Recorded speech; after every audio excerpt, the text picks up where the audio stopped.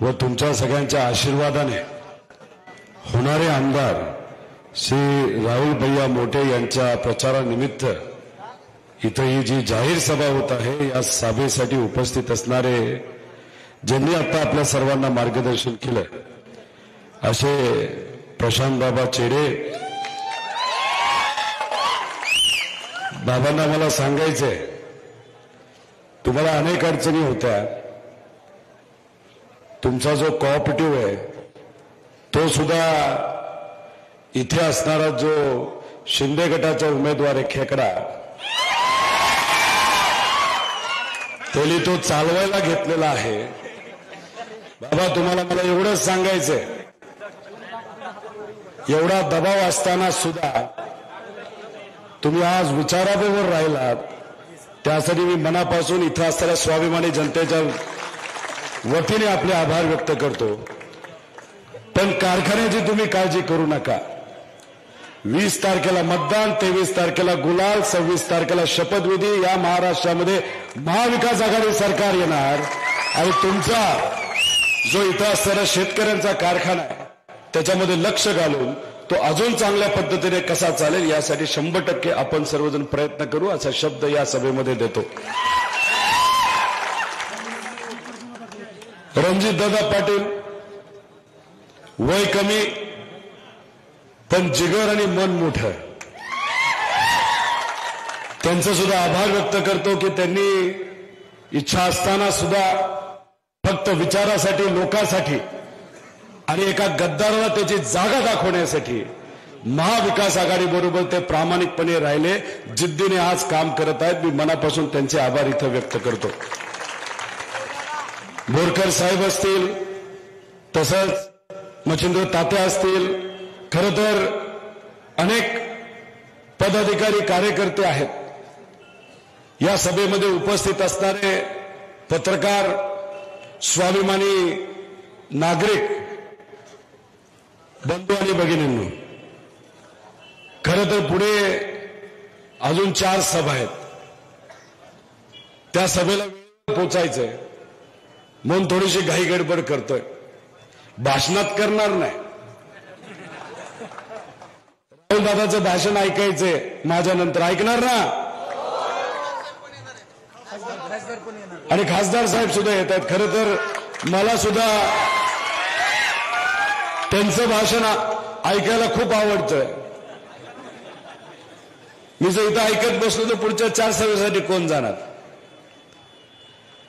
आई तुळजाभवानीच्या आशीर्वादाने पावन झालेली भूमी छत्रपती शिवरायांना याच आपल्या आईली बळ दिलं ताकद दिली आणि या पवित्र भूमीमध्ये आज ही सभा होत आहे या पवित्र भूमीच्या बद्दल बोलायचं झालं तर इथं सर्व स्वाभिमानी लोक राहतात म्हणजे तुम्ही सर्वजण राहता आणि या स्वाभिमानी लोकांमध्ये कुठेही गद्दारांना जागा नसते लोकसभेला तुम्ही सर्वांनी दाखवून दिलं की कशा पद्धतीने एखाद्या गद्दाराला हद्दपार करायचं मी आपल्या सर्वांना विनंती करतो की या विधानसभेमध्ये आपल्याला या गद्दारीला कायमस्वरूपी इथून गायब करून टाकायचं आणि त्यासाठी विधानसभेला राहुल दादा बरोबर तिथे भक्कमपणे आपल्या सर्वांना उभं राहायचंय मला माहित नाही या भागामध्ये महायुतीकडे कोण कोण नेते आलेत भाषण करायला कुणी आले का इथे मोदी साहेब शहा साहेब देवेंद्र फडणवीस साहेब शिंदे साहेब आले होते काय भाषणं झाली त्यांची भाषणामध्ये तुमच्याबद्दल काय बोलले का शेतकऱ्याबद्दल शेतकऱ्यासाठी आम्ही हे देऊ ते देऊ हवेतल्या गप्पा मात्र मारले असतील इथं सोयाबीनचे किती शेतकरी आहेत त्यांनी हात वर करा बरं काय सोयाबीनची परिस्थिती किती भाव आहे 3200-3300 एकराला किती खर्च येतो एकराला किती येतो किती 20,000 का 25,000 मी काल विदर्भामध्ये होतो तिथं मला सांगितलं 25,000 रुपये खर्च येतो एका एकराला उत्पन्न किती निघतं एका एकरातून 6 क्विंटल 5 क्विंटल किती धरायचं 4 क्विंटल 6 क्विंटल आपण 6 धरू, 6 गुणिले 3,000 रेट किती रुपये झाले? आणि उत्पादनाचा खर्च 20 ते 25,000. त्याच्यामध्ये जे शेतकरी, त्यांचं अख्खं कुटुंब, त्यांचे सर्व माता भगिनी जे राबतात शेतामध्ये, त्याची मजुरी आपण पकडत नाही. मग एका बाजूला उत्पन्नामध्ये वाढ होत नाही, तिथं आपल्याला भाव मिळत नाही, भाव मिळण्यासाठी सरकार त्या बाबतीत काय करत नाही, आणि दुसऱ्या बाजूला आपलं नुकसान मोठ्या प्रमाणात होतंय. मग ही जर गोष्ट आपण सर्वांनी बघितली तर याचं उत्तर कुठे ना कुठेतरी आपल्या सर्वांना इलेक्शनच्या माध्यमातून द्यावं लागेल. या दिवाळी निमित्त आमच्या सर्व लाडक्या माता भगिनी घरामध्ये खरेदी करण्यासाठी तिथे गेले असतील आणि त्याच्यामध्ये सोयाबीनचं तेलाचे भाव बघितले असतील. किती आहेत भाव? 2400-2200 काहीतरी आहे. म्हणजे एका बाजूला सोयाबीन तेलाचे भाव वाढत चाललेत आणि दुसऱ्या बाजूला आमच्या सोयाबीनचे भाव पडत चालले. मग मधला मलिदा कोण खाते याचा प्रश्न खऱ्या अर्थाने या भाजपला विचारण्याची वेळ आलेली आहे. मोदी साहेब 2014ला त्यांनी सांगितलं होतं की इथं असणाऱ्या शेतकऱ्यांना जे काही उत्पन्न मिळतं, जे काही हमी भाव मिळतात, ते 2022 पर्यंत आम्ही डबल करू. जेव्हा ते भाषण मोदी साहेब करत होते त्यावेळेस सोयाबीनचा भाव होता 7,000 रुपये आणि आज डबल होण्याऐवजी आज भाव अर्धे झाले आणि त्याच्याबद्दल भाजपचा एक सुद्धा नेता तिथं भाषण करत नाही. काल परवा कुठेतरी मोदी साहेब आले होते आणि त्यांनी सांगितलं आम्ही सोयाबीनसाठी चांगला हमी भाव देऊ. अहो काय करतात त्या चांगल्या हमी भावाचं? आता सुद्धा सरकारचा हमी भाव 41 रुपये आहे, पण 4100 रुपये असताना सुद्धा आमचं मार्केट जर 3,000 रुपयाला जात असेल आणि त्याच्यात जर आम्हाला माल विकायला लागत असेल तर तुमच्या खोट्या आश्वासनाचा आणि तुमच्या या सरकारच्या हमी भावाचं काय आम्ही लोणचं घालायचं? अहो आपल्याबद्दल एक सुद्धा शब्द काढत नाहीत. तुमच्या शेतामध्ये जो कापूस आहे ना तो भाजपच्या नेत्यांना खाजवतो. आपला कापूस विकता आला नाही, घरामध्ये ठेवला, आपल्या अंगावर रॅश आली तर या सरकारला तुमचं तिथं काही पडलं नाही. अहो कापसाचे भाव वाढले की लगेच ऑस्ट्रेलियामधून कापूस आणतात. तुम्ही जर बघितलं तर सोयाबीन मध्ये तुमच्यासारखे शेतकरी जे महाराष्ट्रातले आहेत, गेल्या वेळेस 25,000 कोटीचं नुकसान झालं होतं आपल्या शेतकऱ्यांचं या महाराष्ट्राचं. आणि या वर्षी आत्ता मी तुमच्याशी बोलत असताना जेव्हा तुमचं पीक तुमच्या हातात येईल तेव्हा 30,000 कोटी रुपयाचं नुकसान फक्त महाराष्ट्रातल्या सोयाबीन शेतकऱ्याचं तिथं झालेलं असेल. कपाशीच्या शेतकऱ्याचं गेल्या वेळेस 15,000 कोटीचं नुकसान झालं. आणि आत्ता या वर्षी जेव्हा पीक तुमच्या हातामध्ये येईल, तुम्ही जेव्हा बाजारात जाल तेव्हा तिथं ते नुकसान 20,000 कोटीवर गेलेलं असेल.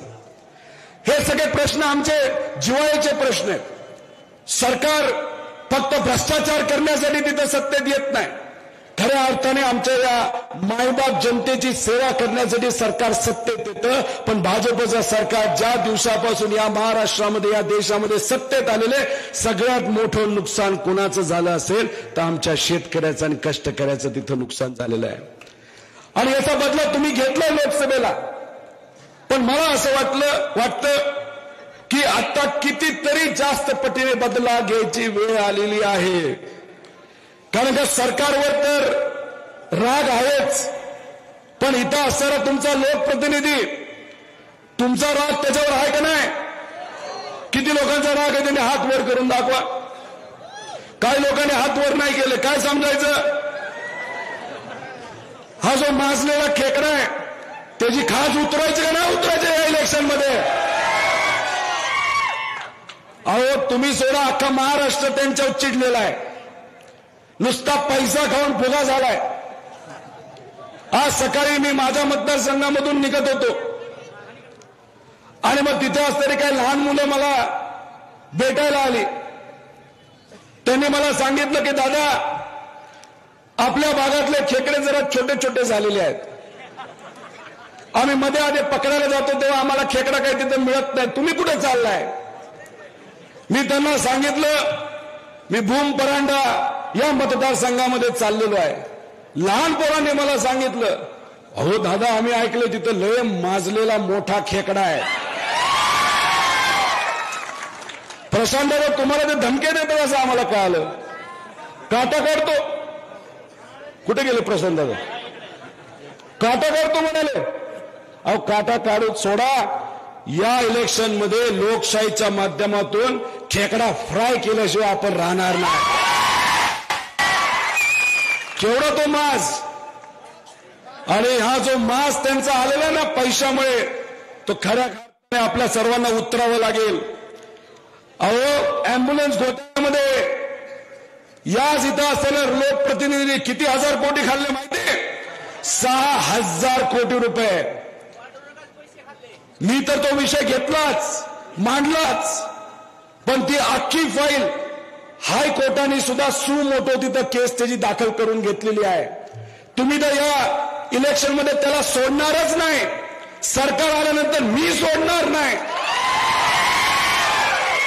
पण हायकोर्ट सुद्धा त्याला काही सोडणार नाही. आहे का नाही मास त्याच्याकडे? कुणी गेलं तर म्हणतो हे काय करतोस? एक कुठला तरी वडीलधारी शेतकरी भेटला वाटतं.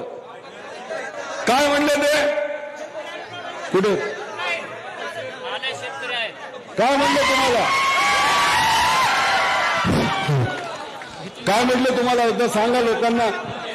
आमच्या इथं असलेल्या सर्व स्वाभिमानी लोकांना तुम्ही सांगा की काय नाव त्या उमेदवाराचं? खेकडाच आठवतोय मला फक्त. सावंत तुम्हाला काय बोलले जरा लोकांना सांगा. मी बंधाऱ्याचे गेट 10 तारखेला जर नाही आले तर मला फोन करा असं सांगितलं. तुम्ही गेट जर टाकले तरी बंधाऱ्याचं काम निकृष्ट झालेलं आहे आणि नदीला पाणी आल्याबरोबर बंधाऱ्याच्या बाहेरून पाणी जाईल. तर मी इंजिनियर आहे म्हणून सांगितलं, आणि इंजिनियर आहे म्हणून सांगितलं. मग मी इंजिनियर आहे तर म्हणलं साईडवर बघायला चला. मग साईडवर बघायला चला म्हणल्यानंतर पुन्हा पोलीसवाल्यांनी बसायला, इथले काही त्यांचे पट्ट्या बांधलेले जे होते का त्याने तुम्हाला प्रयत्न केला. मग पट्ट्या बांधलेले मी धक्का मारून खाली जागेवर बसवलं. त्याचा संबंध नाही म्हणून सांगितलं. मग पुढे काय बोलला? पुढे त्याने काहीच बोलले नाहीत, परंतु याने सावंतानं मला पोलीसवाल्यांनी यांनी उचलल्यानंतर सावंतानं माझी अवकात काढली. मग त्याला मी समोर असताना अवकात काढली असती तर माझी अवकात त्याला तिथं सांगितली असती. आता साहेब थोडं 2 मिनिटं ऐका आणखी. मला तुमचं सरकार आल्यानंतर तुम्हाला एक विनंती करायची. हे चोर ती चोर, ऊसही आमच्या वजनात चोऱ्या करतो, पण हे ना मुरून चोरलाय, लोकांना रस्ते भरून दिले. ही स्वतःनं चूक त्यानं कबूल केलेली आहे, चोरी कबूल केलेली आहे. तर ही चोरी त्याची काय करा, पुन्हा त्यानं रॉयल्टी भरलेली नाही, शासनाची चोरी केलेली मालमत्तेची, आणि त्याला ग्रामपंचायतला सुद्धा उभा दंड करायचा आणि त्याला ग्रामपंचायतला सुद्धा उभा राहता येऊ नये, ही परिस्थिती का? एका शेतकऱ्याने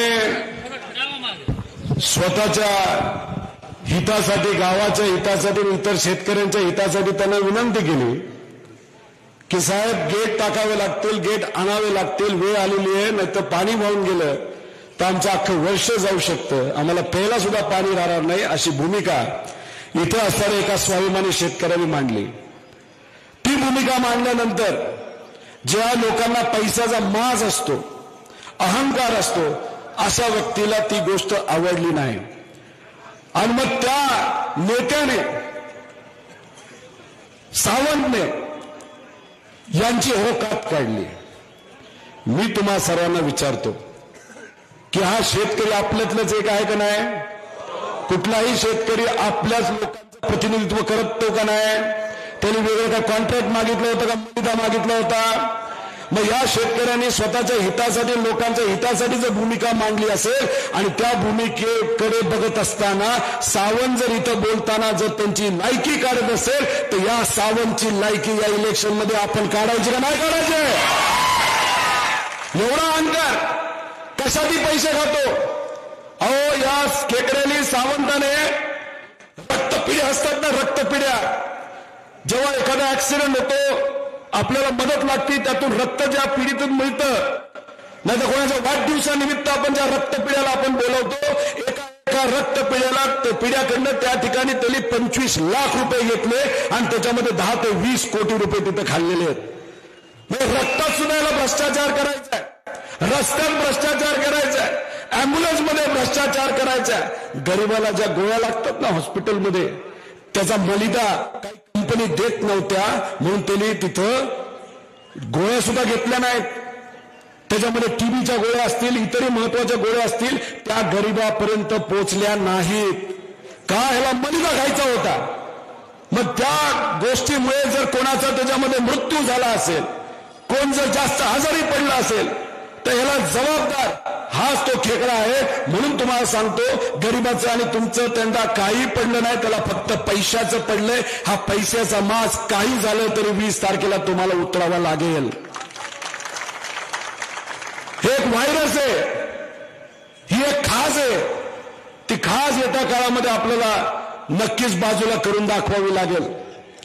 अहो, या व्यक्तीने सरकारला भिकारी करण्याचा त्या ठिकाणी तिथे खेळ खेळला. भाषण बोलत असताना सुद्धा त्याने एकदा भाषण केलं होतं असं मला कळतंय. मी सरकारला भिकारी करेल, महाराष्ट्राला भिकारी करेल, पण मी भिकारी होणार नाही.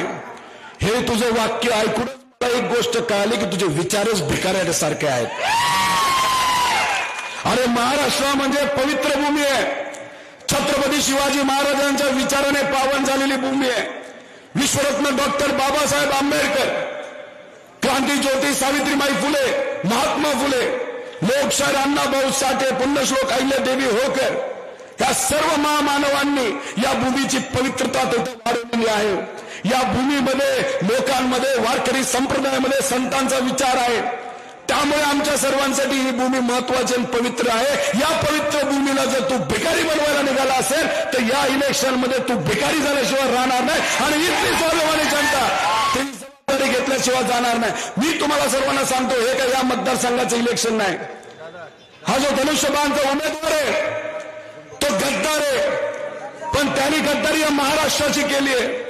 महाराष्ट्राच्या विरोधात तो बोलला, महाराष्ट्राच्या विचाराच्या विरोधात बोललोय. त्यामुळे या लढाईमध्ये तुम्ही जबाबदारी घेतलेली आहे, आपल्या विचाराला पाठिंबा द्यायची आणि त्याला हरवायची, ती जबाबदारी फक्त या मतदारसंघासाठी तुम्ही मनामध्ये ठेवू नका.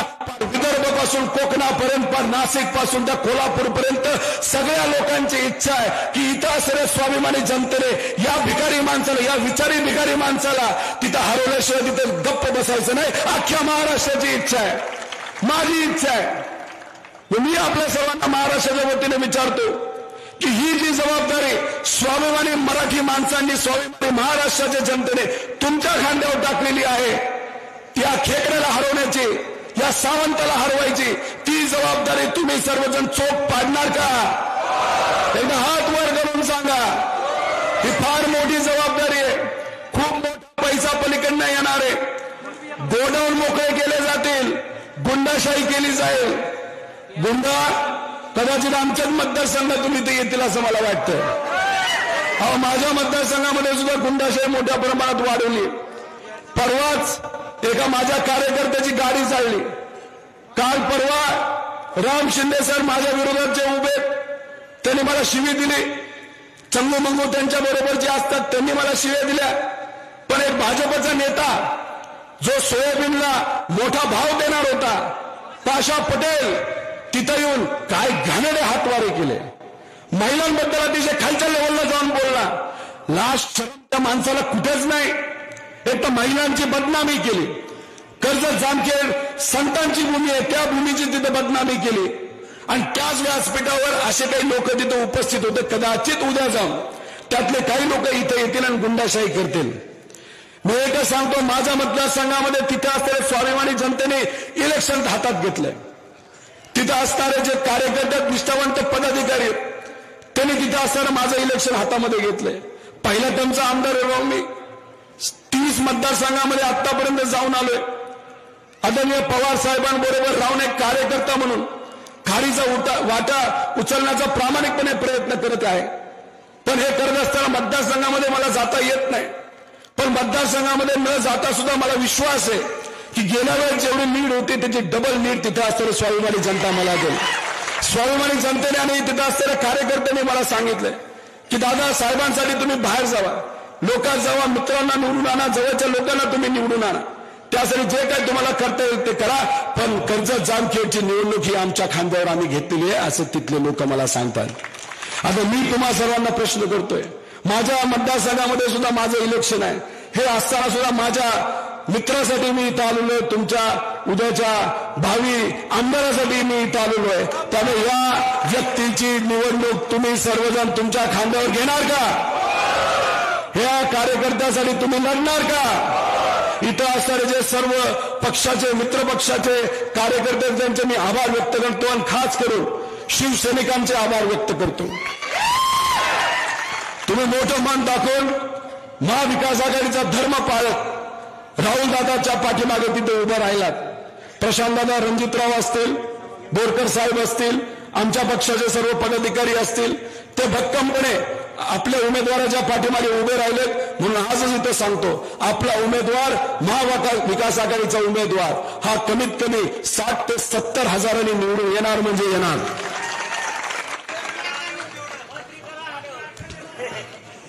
तुम्ही फक्त निवडून आणण्याची जबाबदारी घ्या, पुढची जबाबदारी साहेब त्यांच्या खांद्यावर घेऊन योग्य अशी भूमिका तिथे घेते.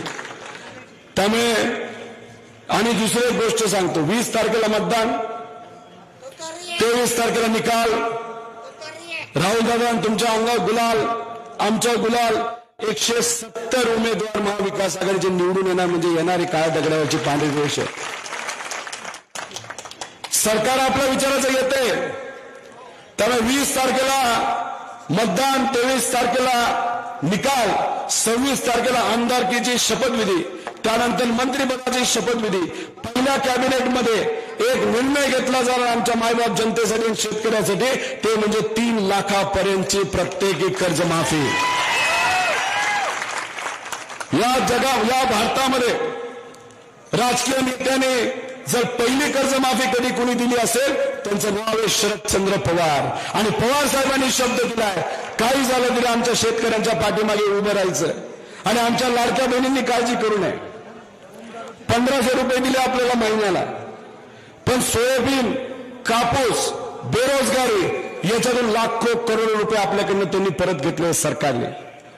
पण 1500 रुपये हे पहिल्या कॅबिनेटमध्ये आपण 3000 प्रति महिना करत आहोत आणि महालक्ष्मी योजनेतून आमच्या माता भगिनीला मान सन्मान तिथं देणार आहोत.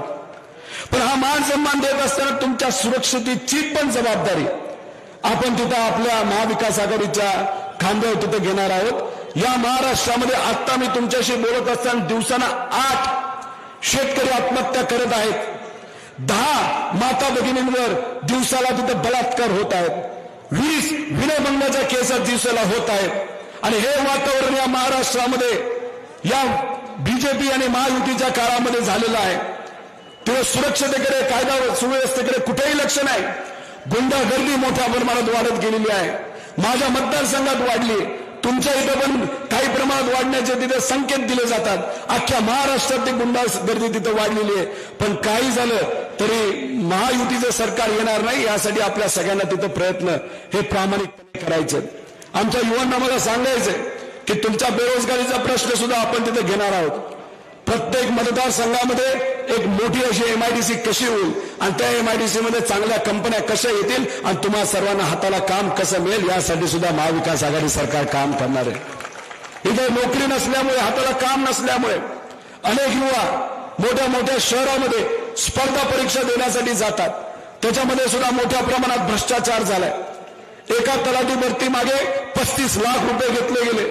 मी इथं असणाऱ्या मायबाप जनतेला विचारतो, जर एखादा तलाठी 35 लाख रुपये देऊन जर तलाठी झाला असेल आणि तुम्ही एखादं छोटंसं काम घेऊन जर त्याच्याकडे गेला, जे फार छोटे तर तुमच्यासाठी मोठे, तर तो काय म्हणेल, 35 लाख आधी वसूल करू द्या आता तुझं काम करू म्हणणार का नाही? असे 2000 लोकांची भरती ही 35 लाख प्रत्येकी घेऊन तिथं केली गेली असं कळतंय.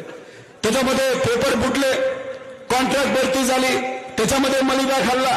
म्हणजे याच्यामध्ये या सरकारमध्ये, महायुतीच्या सरकारमध्ये जर काय झालं असेल तर फक्त पैसा आणि पैसा तिथं खाल्ला गेला. 60,000 कोटी रुपयाचा भ्रष्टाचार 2.5 वर्षामध्ये झालेला आहे. एसटी समाज आदिवासी मुलांच्या दुधामध्ये तिथं भ्रष्टाचार झालाय. इथं दूध आहे का नाही? दुधाचे भाव काय? 25 रुपये. 5 रुपये मिळतात का वेळेवर? मिळतात का नाही मिळत? तेही मिळत नाही. जे आदिवासी मुलांना दूध दिलं जातं ना सरकारकडनं, त्याच्यामध्ये एक भ्रष्टाचार झाला. त्याचं एक उदाहरण सांगतो. पवार साहेबांबरोबर असणारा एक नेता विकासासाठी भाजपबरोबर गेला आंबेगावचा. तिथं त्यांच्या मित्राची एक कंपनी आहे दुधाची. ती कंपनी तिथं असलेल्या शेतकऱ्याकडनं दूध कितीला घेते तर 25 रुपयाला. आणि मग ते टेट्रापॅक मध्ये 20 रुपयाचा खर्च करतात, म्हणजे 50 रुपयाचा खर्च झाला. मग 50 रुपयाचा खर्च केल्यानंतर सरकारला तेच 50 रुपयाची गोष्ट ज्याच्यामध्ये शेतकऱ्याकडनं 25 रुपयाला दूध घेतलं, हे कितीला विकतात ते 147 रुपयाला. म्हणजे 100 रुपये प्रति लिटर मागे तिथं पैसा काढला जातो. आदिवासी समाजाच्या लहान मुलांना दूध दिलं जातं, त्यात आळ्या असतात, त्याच्यामध्ये 100 कोटी रुपये तिथं काढले. मुश्रीफ साहेबांनी त्यांच्या मित्राची, त्यांच्या जवळच्या व्यक्तीची कंपनी, एससी समाजाची जी मुली आहेत त्यांना जे पौष्टिक आहार दिला जातो त्याच्यामध्ये 320 कोटी रुपयाचा भ्रष्टाचार केला. 26,000 कोटी रस्त्यात खाल्ले, 6,000 कोटी अँब्युलन्समध्ये खाल्ले, 20 कोटी रक्तपिढ्यामध्ये खाल्लं, औषधामध्ये 5-6 कोटी रुपये खाल्ले. अशा प्रकारे भ्रष्टाचार या महाराष्ट्रामध्ये महायुती आणि भाजपकडनं केला जातोय. आणि म्हणून तुम्हाला सर्वांना सांगतो, या इलेक्शनमध्ये पुढून पैशाचा पाऊस आणि पैशाचा पूर तिथं येणार आहे. एका मताला 500 रुपये जर दिले, आले काय? एका मताला 500 रुपये दिले तर आमदार किती वर्षासाठी असतो? किती? बरं, वर्षाला किती झाले? 100. दिवसाला 30 पैसे. 1000 रुपयाचा रेट, पलीकडनं जर फुटला मताला 360 पैसे झाले. तुम्ही नाही, सगळेच पाडणार आहेत त्याला, काय घाबरू नका. त्यामुळे दिवसाला 1500 रुपये मताला दिले तर दिवसाला 1 रुपया होता. मी तुम्हा सर्वांना विचारतो, आपला स्वाभिमानाची किंमत कोणी लावू शकतं का? आणि जर 1 रुपया किंमत दिवसाला मतापोटी ते तिकडे घेत असतील तर कुठेतरी याचा विचार हा आपण सर्वांनी केला पाहिजे. आणि जर इथं आपल्या विचाराचा उमेदवार निवडून आला, जो येणारच आहे, महाविकास आघाडी सुद्धा येणारच आहेत, ज्या काही तुमच्या सगळ्यांच्या अडचणी असतील तर येत्या काळामध्ये आपण नक्कीच त्या 100% तिथं सोडू, असं या ठिकाणी आपल्या सर्वांना सांगतो. तसंच भाजपचे नेते मोठ्या प्रमाणात या महाराष्ट्रामध्ये येत आहेत आणि काय म्हणतायत? बटेंगे तो कटेंगे, म्हणजे काकडी गाजर कापल्यासारखं म्हणतात. मला त्यांना एवढंच सांगायचंय की आम्ही मराठी माणसं आहोत, कम पडेंगे तो और लढेंगे, अशा प्रवृत्तीतून आम्ही त्या ठिकाणी असतो. जेवढं करेल तेवढं आम्हाला कमी वाटतं. जर चुकीचा विचार या भागामध्ये कुणी आणत असेल तर आम्ही सर्वजण एकत्रित मिळून त्या विचाराच्या विरोधात लढत असतो. किती लहान असो, किती मोठा असो, पण मराठी माणसं कधी पण लढणारी माणसं असतात. आणि फक्त लढण्यासाठी लढत नाही तर जिंकण्यासाठी आपण सर्वजण लढत असतो. आणि दिल्ली समोर कधीही झुकत नाही, हे मराठी माणसांनी तिथे लोकसभेमध्ये दाखवून दिलंय. अहो, हे अमित शाह साहेब येतात, म्हणतात पवार साहेबांनी 10 वर्षामध्ये काय केलं. असाच प्रश्न लोकसभेमध्ये त्यांनी विचारला होता की पवार साहेबांनी कृषी मंत्री असताना 10 वर्षात काय केलं. आणि लोकांनी इलेक्शनच्या माध्यमातून तिथं दाखवून दिलं. त्यांचे 24 खासदार होते, डायरेक्ट बीजेपीचे खासदार 9 वर आले. म्हणजे आपण उत्तर कसं देतो तर लोकशाहीच्या माध्यमातून, मताच्या माध्यमातून. आता सुद्धा अमित शाह विचारतायत की पवार साहेबांनी काय केलं. मी तुम्हा सर्वांना विनंती करतो, आता विथ इंटरेस्ट आपल्याला उत्तर द्यायचंय. कमीत कमी 180 आमदार आपल्या विचाराचे निवडून आले पाहिजे. त्यामुळे या मतदारसंघाची जबाबदारी तुम्ही घेतली. जे तुमचे नातेसंबंध असतील, बाहेरचे मित्रपरिवार असतील, त्यांना सुद्धा फोन करा. कर्जत जामखेडमध्ये किती लोकांचे नातेसंबंध आहेत? कृपा करून या कार्यकर्त्यासाठी त्यांना 4 फोन लावा. लावतात का? बस. आदरणीय खासदार ओमदादा निंबाळकर साहेब यांचं आगमन या ठिकाणी झालंय. टाळ्याच्या गजरावर त्यांचं स्वागत करावं.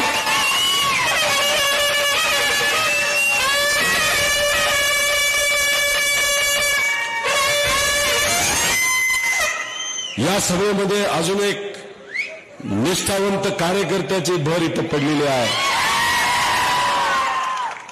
या निष्ठावंत कार्यकर्त्याला सुद्धा बऱ्याच काही संधी होत्या. बरेच फोन आले होते, इकडे या हे देतो, तिकडे या ते देतो. पण आपल्या ओम भाऊंनी, तुमच्या सर्वांच्या लाडक्या खासदारांनी त्या सगळ्या ऑफर बाजूला ठेवल्या आणि विचाराबरोबर, निष्ठेबरोबर तुमच्या बरोबर राहण्याची भूमिका त्यांनी घेतली आणि तुम्ही अतिशय प्रेमाने, ताकदीने त्यांना तिथं निवडून दिलं. भूम, परांडा आणि वाशी या मतदारसंघातून आमच्या ओम भाऊंना किती मतदान केलं तुम्ही?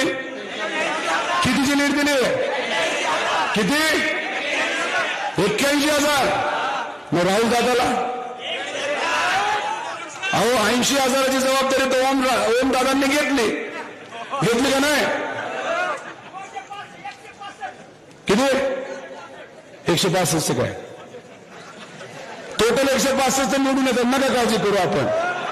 पण काही झालं तरी आपली जी लोकसभेला लीड होते त्याला कितीतरी जास्त लीड या इलेक्शनमध्ये राहुल दादाला आपल्या सर्वांना द्यायचे. काही घोषणा इथं देईल, त्याला प्रतिसाद तुम्ही सर्वांनी द्यावा अशी विनंती. रामकृष्ण हरी. नाही, मजा येत नाही, आवाज लय जाऊन. थांबा, तुम्ही थांबा. तुम्ही नंतर रामकृष्ण हरी. तर बघा, मागे त्या दुकानामध्ये जे उभे आहेत ना, त्यांनी सुद्धा हात वर करून सांगायचं रामकृष्ण हरी. आदरणीय पवार साहेब आप आगे बढ़ो.